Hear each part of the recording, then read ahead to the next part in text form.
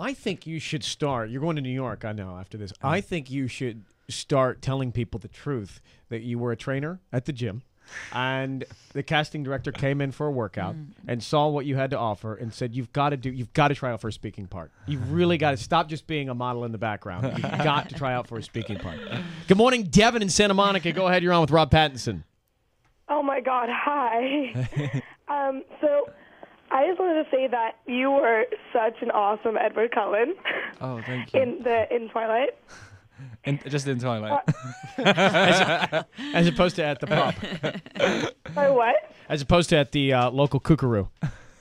Oh, of course, yes. And then I had a question about how was the experience when you're making the movie Twilight? It was good. It was extremely stressful. I mean, anyone who's read the book would know, the part is physically impossible to play and mentally impossible. It was very stressful, but it was. I mean, there were some really good people working there. I mean, yeah, because everything about running really fast or flying up into trees. I just wanted to know how interesting that is and how weird it is to play that kind of part. Yeah, and that was really tough. I mean, weirdly enough, when I first was going into it, I didn't even think about there being any stunts in it at all. I just thought it would be purely a kind of drama love story, but there was tons and tons of stunts in it, and I'm really not a kind of action movie kind of guy, so that was an interesting experience. Thanks for calling, Devin. Thank you. Okay, bye. Could you fall in love with Kristen Stewart? Oh yeah, she's amazing. There's that quote.